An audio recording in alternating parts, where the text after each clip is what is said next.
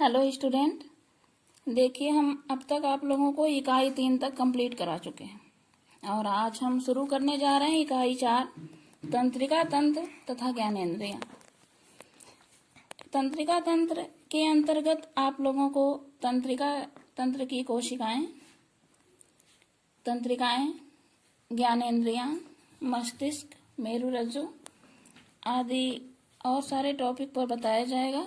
लेकिन सबसे पहले आप शुरू करेंगे तंत्रिका तंत्र से। तो बच्चों आप लोग ध्यान दीजिए, हेडिंग है आप लोगों की तंत्रिका तंत्र। आप लोग जानते हैं कि समस्त जीवधारियों के शरीर में रक्त परिभ्रमण, श्वसन, पाचन, उत्सर्जन आदि अनेक संस्थान पाए जाते हैं। इन सभी संस्थानों का अपना अपना कार्य होता है। इन कार्यों में एक प्रकार का सामंजस्य पाया जाता है, जिससे भोजन पचाने, श्वास लेने, मल मूत्र त्यागने जैसी अनेक क्रियाएं शरीर में संपन्न होती हैं।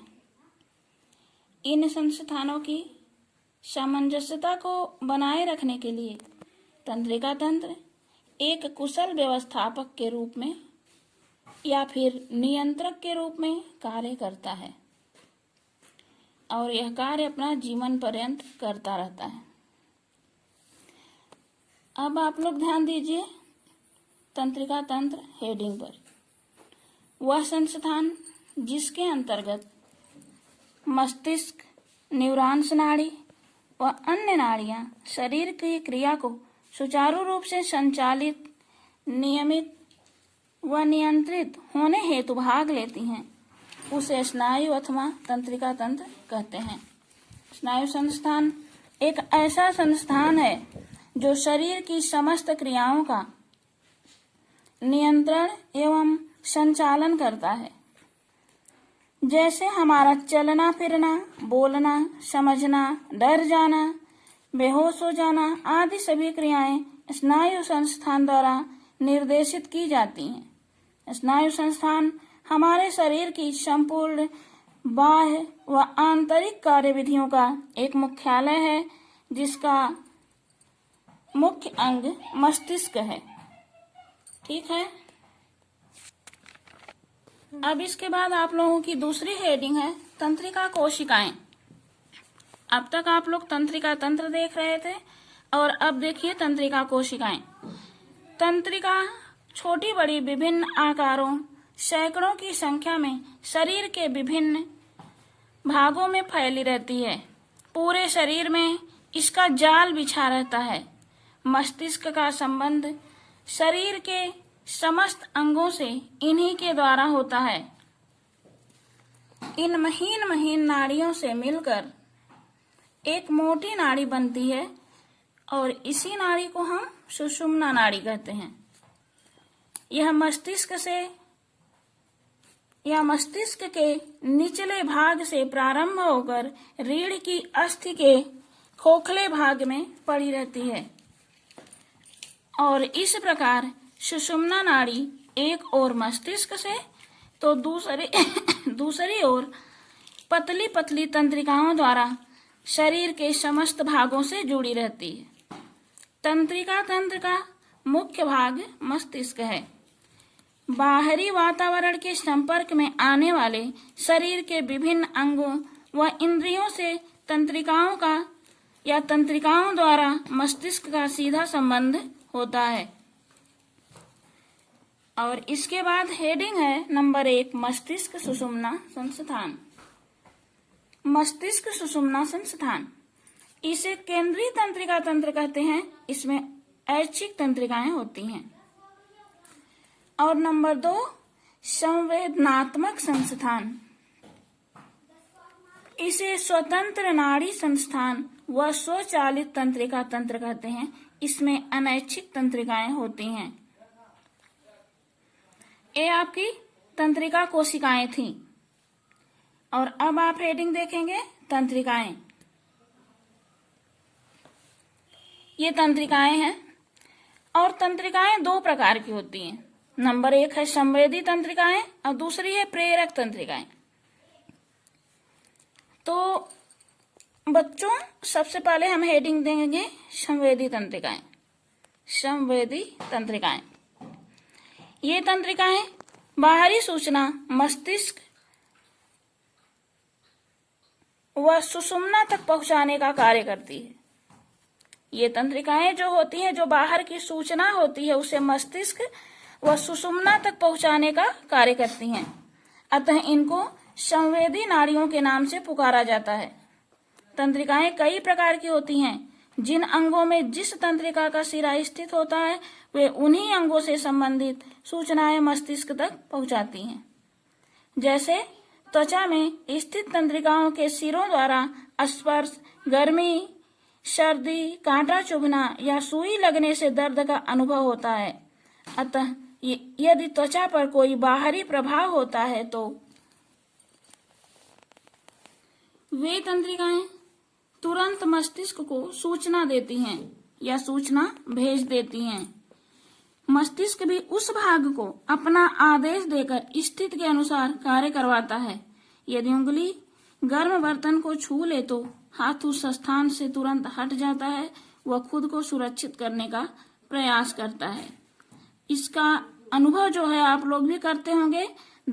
ध्यान दीजिए कि कभी कभी जब आप लोग चाय बनाते हैं या फिर दूध खौलाते हैं या फिर कुकर गैस पर रखे हैं, तो दूध खौलाते समय या चाय बनाते समय अगर आप भगोने को हाथ से छू लिए और एकाएक आपका हाथ जल जाता है तो क्या होता है, आप अपने हाथ को फटाक से जल्दी से वहां से हटा लेते हैं और या फिर उसे कपड़े से पकड़ने का प्रयास करते हैं। मतलब वो हाथ जो है अपने आप को खुद ही वहां से हटा लेता है, उसे सुरक्षित रखने का प्रयास करता है। मतलब आप समझ गए कि वह खुद पे खुद वहां से हट जाता है। इसमें आप लोगों को कोई मेहनत नहीं करनी होती। इसके बाद आप हेडिंग देखेंगे प्रेरक तंत्रिकाएं। अभी तक तो आप लोग संवेदी तंत्रिकाओं के बारे में जान रहे थे। संवेदी तंत्रिकाएं क्या है, इसका कार्य क्या है, और अब आप प्रेरक तंत्रिकाएं देखेंगे। नंबर 2 प्रेरक तंत्रिकाएं, इनको चालक तंत्रिकाओं के नाम से जाना जाता है। इनका कार्य मस्तिष्क व मेरुरज्जु से प्राप्त आदेशों के अनुसार पेशियों को उचित कार्य अथवा गति करने के लिए प्रेरित करता है। ये तंत्रिकाएं पेशियों की गति के संचालन की प्रेरणा देती हैं। इसके साथ ही शरीर की पेशियों के गतिशील होते समय इसमें संतुलन व समन्वय भी उत्पन्न करती हैं। प्रेरक तंत्रिकाएं 2 प्रकार की होती हैं जो एक दूसरे के विपरीत क्रिया करती हैं, अर्थात विपरीत कार्य करती हैं, अलग अलग कार्य करती हैं। शरीर की गतिशीलता की स्थिति में समन्वय रखने के लिए इन तंत्रिकाओं को एक दूसरे के विपरीत कार्य करना पड़ता है। इसी कारण हमारा शरीर चलता है, कार्य करता है, हंसता है, रोता व बोलते समय बहुत ही संतुलित ढंग से गति करता है। आगे आप लोग देखिए। अब तक हम आप लोगों को तंत्रिका तंत्र से संबंधित बता रहे थे। तो ये आप लोगों का तंत्रिका तंत्र का चित्र है, इसको देख लीजिए ध्यान से यहाँ तक। बृहद मस्तिष्क, लघु मस्तिष्क, मेरुरज्जु, स्वायत्त तंत्रिका तंत्र और तंत्रिकाएं। ये चित्र आप लोग इस चैप्टर को शुरू होने से पहले ही पहले पन्ने पर बना लीजिएगा या फिर जहां पर ये समाप्त होता है वहां बनाइएगा। अब आप लोग ध्यान देंगे मेरुरज्जु पर। मेरुरज्जु तो सुषुम्ना नाड़ी है और सुषुम्ना नाड़ी को ही मेरुरज्जु कहते हैं। सुषुम्ना नाड़ी को मेरुरज्जु कहते हैं। वास्तव में यह मस्तिष्क के आगे का निचला भाग है। सुषुम्ना शीर्षक द्वारा मस्तिष्क से संबंधित रहता है। यह सुषुम्ना शीर्षक से आरंभ होकर क्रमशः पतली होती हुई रीढ़ की अस्थि के अंतिम भाग तक पहुंचती है। इस प्रकार इसकी लंबाई लगभग 90 से 95 सेंटीमीटर होती है। रीढ़ की कशेरुकाएं एक दूसरे से इस प्रकार व्यवस्थित रहती हैं कि इससे उनके मध्य एक खोखली नली बन जाती है। इसे कशेरुक नाल कहते हैं। सुषुम्ना इसी कशेरुक नाल में सुरक्षित रहती है।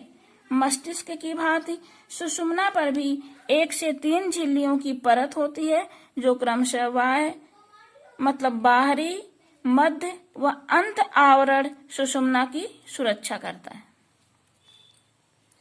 अब आगे हेडिंग पे नजर डालिए आप लोग, सुषुम्ना की आकृति व रचना। सुषुम्ना मतलब मेरुरज्जु की आकृति क्या है और उसकी रचना कैसी है।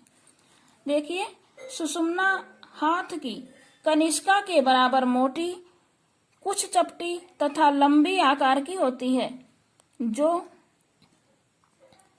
सुषुम्ना शीर्षक से आरंभ होकर 90 से 95 सेंटीमीटर लंबाई के पश्चात कमर तक जाती है।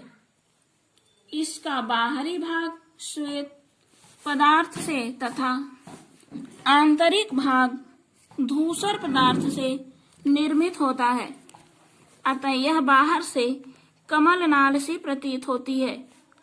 यह मुख्य रूप से कशेरुक नाल में पड़ी रहती है, किंतु कशेरुकाओं के प्रवर्ध में बने हुए छिद्रों द्वारा इसके स्नायु सूत्र निकलकर बाहर आते हैं तथा शाखाओं व प्रशाखाओं में विभक्त होकर अन्य अंगों की ओर चले जाते हैं। सुषुम्ना को आड़े रुख से काटने पर इसका अंदर वाला धूसर भाग तितली के आकार का तथा शेष बाहरी भाग सफेद होता है। स्नायु कोशिकाओं के केंद्र वाला भाग धूसर भाग में स्थित होता है तथा मध्य सफेद भाग में कोशिकाओं के अक्ष तंतु होते हैं, जो माइलिन से आच्छादित होते हैं। सुषुम्ना के विभिन्न भागों में एक निश्चित दूरियों पर दोनों ओर से एक एक स्नायु सूत्र निकलते दिखाई देते हैं, जिन्हें सुषुम्ना मूल कहते हैं। इस स्नायु सूत्रों के कुल 31 जोड़े होते हैं और इस प्रकार सुषुम्ना विभिन्न सूत्रों से मिलकर बनी है। इसमें संवेदनिक व प्रेरक दोनों प्रकार के से सूत्र पाए जाते हैं, या 2 प्रकार के सूत्र इसमें पाए जाते हैं। अब आप लोग देखेंगे सुषुम्ना के कार्य।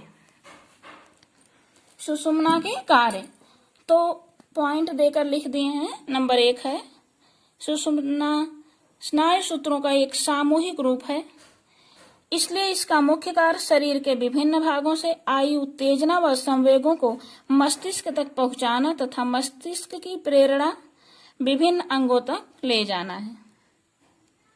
ठीक है। नंबर 2 है, शरीर के दाएं भाग की सूचना मस्तिष्क के बाएं भाग में तथा बाएं भाग की सूचना मस्तिष्क के दाएं भाग में पहुंचाना इसका कार्य है। अब इसके पॉइंट नंबर 3 है, गर्दन में स्थित स्नायु केंद्र व छोदर मध्यस्थ पेशी की गतियों पर नियंत्रण रखते हैं। यह कार्य इन केंद्रों द्वारा निकली नाड़ियों द्वारा होता है, अतः गर्दन के ऊपर आघात पहुंचने से श्वास क्रिया रुक जाती है। ठीक है।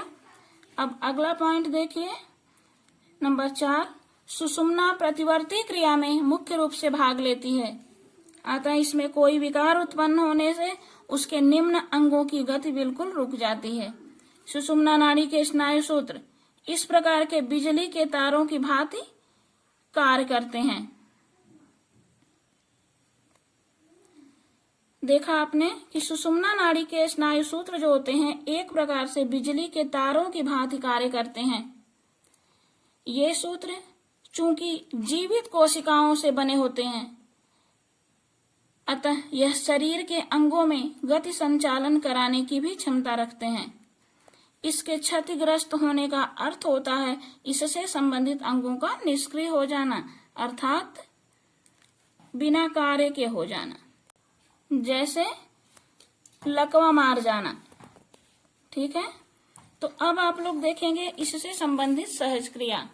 अगली हेडिंग है आप लोगों की सहज क्रिया। कभी कभी आवश्यकतावश यह मस्तिष्क की आज्ञा प्राप्त किए बिना ही अंगों को विशेष क्रिया करने का आदेश देती है। ये क्रियाएं हमारी इच्छा या ज्ञान के बिना बाहरी प्रभाव के कारण संपन्न हो जाती हैं, अतः इन्हें सहज या प्रतिवर्ती क्रिया कहते हैं। जैसे गर्म वस्तु या बर्तन में हाथ लगते ही हाथ का हट जाना, या फिर किसी कारण से चौंक जाना, डर जाना, अंधेरे में पुतलियों का फैल जाना आदि ऐसी क्रियाएं हैं जिन्हें संवेदों को सुषुम्ना नाड़ियां स्वयं ग्रहण करके उन अंगों को उचित क्रिया के आदेश देती हैं। ठीक है, ये सहज क्रिया के अंतर्गत था। अब आप लोग आगे देखिए स्वायत्त क्रियाएं। स्वायत्त क्रियाएं हैं जब बच्चा प्रत्येक कार्य को सीखने की स्थिति में होता है तब अधिकांश क्रियाएं मस्तिष्क द्वारा संचालित होती हैं। जैसे बच्चे का चलना फिरना, देहरी लांघना, सीढ़ियां चढ़ना आदि। किंतु पूरी तरह अभ्यस्त हो जाने पर वह इन क्रियाओं को बिना सोचे हुए करने लगता है। तब यही सहज क्रियाएं स्वायत्त क्रियाएं बन जाती हैं। यही कारण है कि बच्चा बहुत संभल कर सीढ़ियां चढ़ने उतरने पर भी गिर जाता है, परंतु अभ्यस्त होने पर वह स्वाभाविक रूप से चढ़ने उतरने लगता है। और ऐसा आप लोगों ने अपने घर में भी देखा होगा कि किसी के भी घर में अगर छोटे बच्चे होंगे तो ध्यान दीजिएगा कि बच्चा एक ही कार्य को करने का प्रयास जो है बार बार करता है। जैसे अगर एक बार वो खटोले पर या फिर सीढ़ी पर चढ़ने का प्रयास करता है, वो गिर जाता है, तो वो सो करके दोनों हाथ से पकड़कर चढ़ने का प्रयास करता है। और जब वही बच्चा थोड़ा सा और बड़ा हो जाता है तब भी वो बैठ करके चढ़ता है, गिरता है, चढ़ता है, गिरता है, अच्छे से चढ़ नहीं पाता। लेकिन जब वही बच्चा और बड़ा हो जाता है तो बिना सोचे समझे आराम से वो सीढ़ियों पर चढ़ जाता है और आराम से उतर भी जाता है। ठीक है, तो ये क्रियाएं जो है स्वायत्त क्रियाओं के अंतर्गत होता है। प्यारे बच्चों, आज का ये टॉपिक हम यहीं पर समाप्त कर दे रहे हैं। धन्यवाद।